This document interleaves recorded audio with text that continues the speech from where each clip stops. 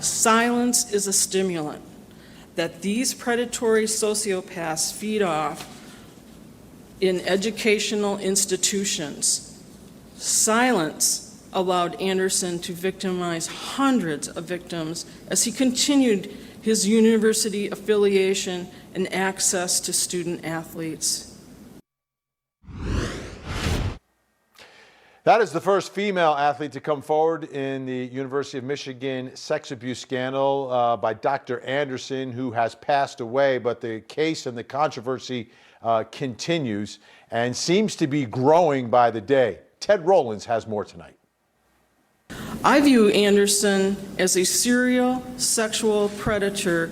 Stunning new allegations from the first woman to publicly accuse a college team doctor of sexual abuse at the University of Michigan. Kathy Kalahar played on the school's first women's tennis team in the 70s. She is now joining hundreds of other former athletes who have come forward with similar stories of sexual abuse, like Olympic wrestler Andy Rovat, who spoke to Court TV a few months ago. Anytime you went in there, he was fondling you and, you know, whether he's laying you down on the table and he's just touching you like you're completely naked. The man Rovat, Kalahar, and many others have accused of sexual abuse is Dr. Robert Anderson. He worked at the university from 1968 until he retired in 2003. Anderson died in 2008. At a news conference Tuesday, Kalahar described in disturbing details the first time she went to see Dr. Anderson for a physical exam.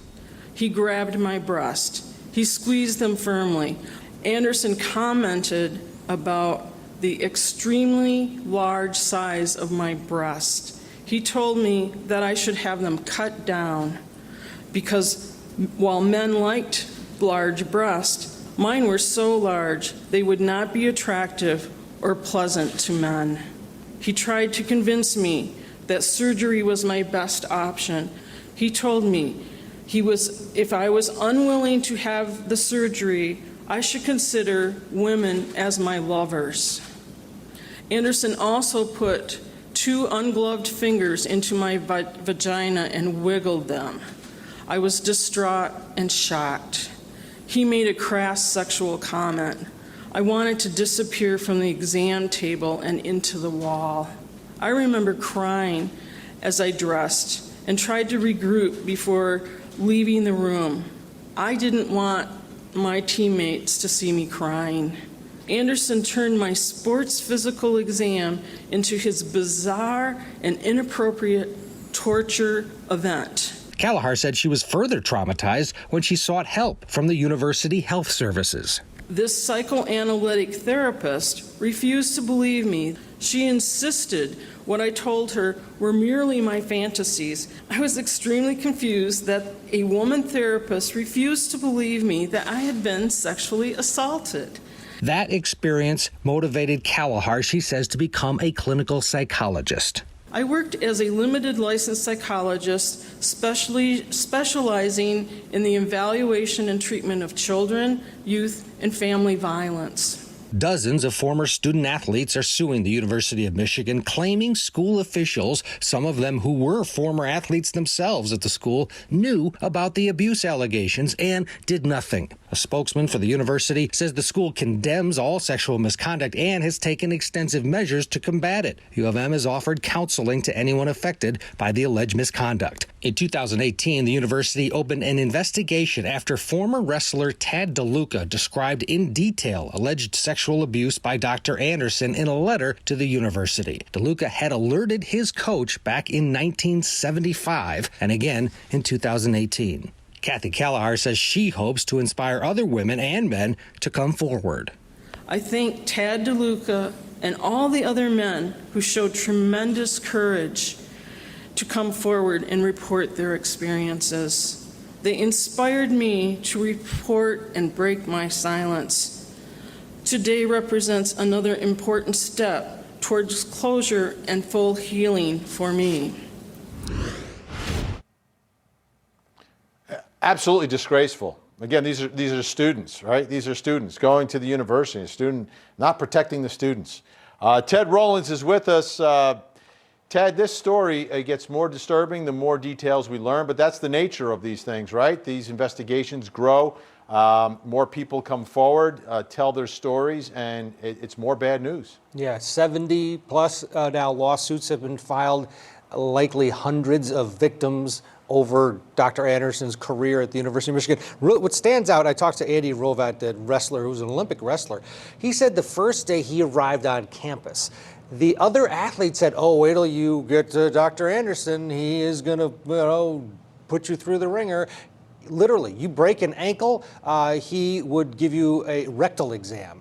This guy had a reputation that was so known by everybody, by all of the athletes. And what Rovat said was so disturbing is when people would complain, they would be complaining to former athletes within the athletic department, and it would all be shoved aside. Anderson had a power. You know, back then, a physician did have a power within an infrastructure like a university, but it was so blatant what he was doing for so many years that he harmed people. And you heard it from Kathy with her news conference. This wasn't just physical. This was something that psychologically scarred these kids for, in some cases, their entire adult lives.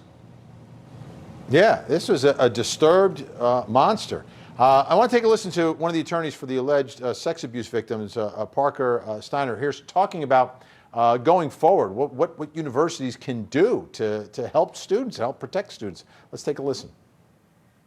And some of the ways that we hope that this is prevented in the future is that U of M, as well as other academic institutions, implement changes such as always having a chaperone in the room present for examinations, especially if it involves a protected area. Another suggestion that's being made is that examinations are done by the same gender clinician as the patient. And although that may not entirely alleviate sexual abuse, but as a 17-year-old individual or 18 or whatever age these students are, when they go in for an examination, if there's an individual of the opposite sex that's asking them to undress, it's even more uncomfortable than the process of having a physical exam. You know, Ted, the biggest thing is when the students actually complain about it, you listen to them, you believe it, and you investigate it. I mean, that's the part here that, solves everything. If students can report something, have someone believe them, and have someone investigate it and take some action. Had Michigan listened to Tad DeLuca back in 1975, he wrote a letter detailing what happened to him at the hands of Anderson. If they'd have listened to him, hundreds of kids would have been spared.